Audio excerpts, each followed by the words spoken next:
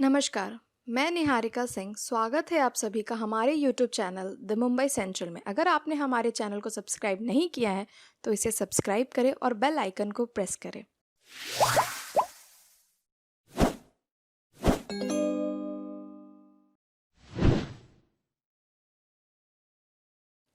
धारावी में जिस तरह से कोरोना के केस बढ़े हैं, उससे यही लग रहा था कि यहाँ पर कंट्रोल करना बहुत ही मुश्किल हो जाएगा, क्योंकि यह एशिया की सबसे बड़ी झोपड़पट्टी है।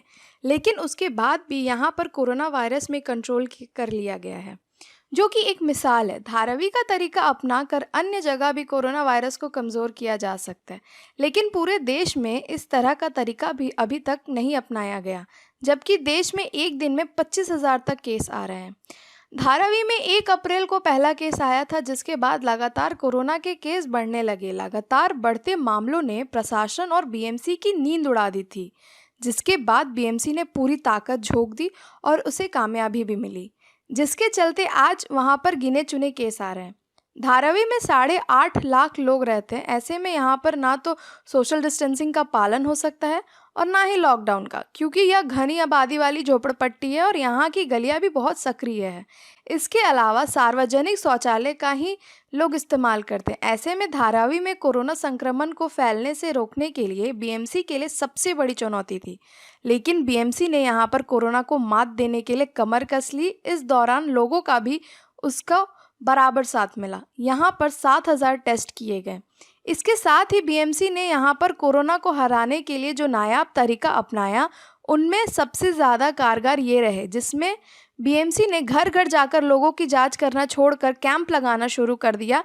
इसके लिए बीएमसी ने यहाँ के 5 प्राइवेट हॉस्पिटल को टुक ओवर कर लिया था।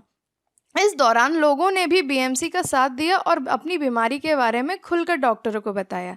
इसके अलावा यहाँ पर क्वारंटाइन सेंटर भी बड़े बनाए गए थे, जिससे ज़्यादा से ज़्यादा लोगों को टेस्ट किया जा सके। इसके साथ ही उनमें लक्षण हैं तो उन्हें क्वारंटाइन किया जा सके, और उनके संपर्क में भी जो लोग आए उन्हें भी क्वारंटाइन किया जाए। इसके लिए बीएमसी ने राजीव गांधी कॉम्प्लेक्स को क्वारंटाइन सेंटर बनाया, जिसमें 300 बेड की व्यवस्था की गई थी। इसके अलावा म्यूनिसिपल स्कूल और माहिम पार्क को भी क्वारंटाइन सेंटर में तब्दील कर दिया था। यहाँ पर लगभग 1.5 लाख प्रवासी मजदूर भी निवास करते हैं, जो कोरोना के बढ़ते मामलों को देखते हुए अपने गांव चले गए थे, जिससे बीएमसी को काफ़ी मदद मिली। इस तरह से बीएमसी धारावी जैसे घनी आबादी वाले झोपड़पट्टी में कोरोना को रोकने में कामयाबी रही। यदि यही तरीका कंटेनमेंट व रेड जोन में अपनाया तो संभव है कि जल्द देश कोरोना से मुक्ति पा सके। इस विषय में और भी अधिक जानकारी लेने के लिए हमने बात की बीएमसी हेड किरण दिगवकर जी से, और उनसे सभी प्रमुख बातों की जानकारी ली कि कैसे बीएमसी ने धारावी में कोरोना संक्रमण को रोकने के लिए क्या क्या कदम उठाए और उन्हें किस चुनौतियों का सामना करना पड़ा।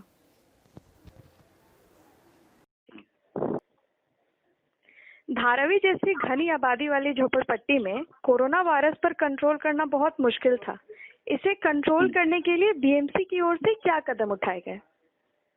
ये धारावी जैसी बस्ती है जहाँ पे 2.5 स्क्वायर किलोमीटर में लगभग 8.5 लाख से ज्यादा लोग वहाँ पे रहते हैं, और उसमें से 70% से ज्यादा लोग हैं जो कम्युनिटी टॉयलेट पे, मतलब पब्लिक टॉयलेट पे डिपेंड है। तो ऐसी सिचुएशन में, और एक छोटा सा घर 10 बाय 15 की जगह है जिसके अंदर 8 से 10 लोग रहते हैं, तो ऐसे सिचुएशन में ये होम क्वारंटाइन करना या फिर सोशल डिस्टेंसिंग फॉलो करना, ये ऑप्शन कभी होता ही नहीं है धारावी जैसी बस्तियों के लिए।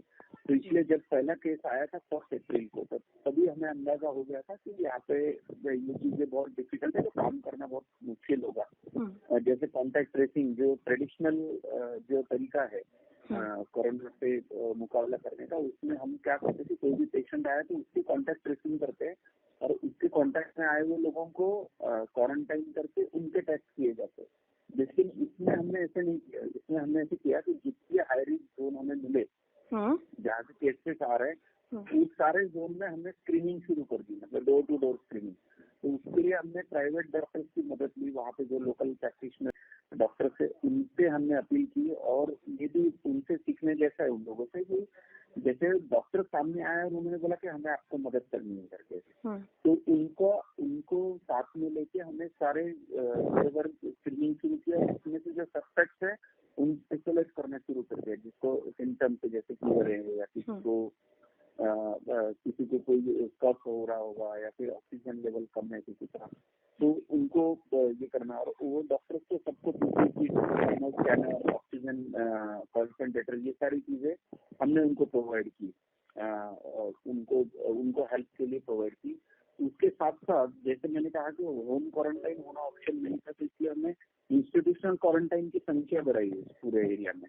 ओके। तो उसमें हमने जितने भी वहाँ के स्कूल थे, कॉलेजेस थे या फिर स्पोर्ट्स कॉम्प्लेक्स थे या फिर और वो एक्वायर करके उसको क्वारंटाइन सेंटर्स में तब्दील किया। वहाँ पे हमने हॉस्पिटल और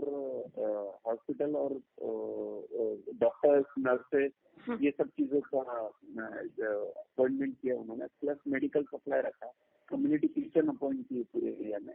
तो ये सब चीजें करने की वजह से ऐसे हुआ कि लोगों का इंस्टीट्यूशनल क्वारंटाइन होने वालों की संख्या बढ़ना शुरू हो गई, और वो बढ़ने की वजह से लोग आइसोलेट होना शुरू हो गए, और जितने भी संशयित थे, सस्पेक्ट थे, वो एरिया में कम होना शुरू हो गए।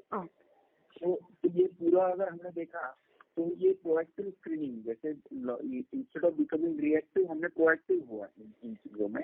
सिमिलरली हमने एरिया में कुछ हॉस्पिटल्स को भी एक्वायर किया। कई हॉस्पिटल हो गया, जैसे फैमिली केयर हो गया, जैसे प्रभात नर्सिंग हो गया, ये हॉस्पिटल्स को एक्वायर करके हमें हमारे मतलब जो पेशेंट क्रिटिकल होते हैं उनके लिए यूज करना चाहिए। फिर एक 200 बेड का एक हॉस्पिटल बनाया गया जिसमें ऑक्सीजन सप्लाई भी था, और ये सब करते हुए कंटेनमेंट जोन जो है उसके मेजर्स भी बहुत ही इम्पोर्टेंट है। जैसे छोटे छोटे कंटेनमेंट जोन बनाए गए, और वो जोन में एक कम्युनिटी कोऑर्डिनेटर रखे गए जो अंदर कम्युनिटी को समझाए कि बाहर ना निकले, ये ना निकले। और पूरे कंटेनमेंट जोन में सारे शॉप्स बंद रखे गए। फिर सिर्फ इसेंशियल सर्विसेज की शुरू से, उसके बाद जो अलग अलग एनजीओ से जो राशन वगैरह आता था या फूड पैकेट आते थे, उसको कैसे बांटा जाए, ये जाए, उसकी प्लानिंग की गई। सारे जितने भी पब्लिक टॉयलेट थे उनकी मिनिमम 2 बार, हम 2 से बाद में 4, बाद में 6 बार हम टॉयलेट को सैनिटाइज करते। सर, मेरा दूसरा सवाल यही था, सार्वजनिक शौचालय होने के कारण संक्रमण बढ़ने का खतरा अधिक था, इस पर आपने क्या किया? नहीं, जरूर आपने एकदम सही मुद्दा उठाया कि ज्यादा लोग ये कम्युनिटी टॉयलेट, सार्वजनिक शौचालय पे डिपेंड है वहाँ पे, तो और वहाँ से इन्फेक्शन होना काफी जायज है, तो वही से होता था। तो इसलिए सबसे पहले तो हमने सारे कम्युनिटी टॉयलेट को सैनिटाइज करना शुरू कर दिया, और दूसरा किया कि वहाँ पे हैंड वॉशेस रखे। उसके बाद लोगों में अवेयरनेस लाया कि आप खुद के सैनिटरी हैंड वॉश, साबुन लेके आते जाओ या फिर सैनिटाइजर लेके आते जाओ। एक बिहेवियरल चेंज लाने की कोशिश की।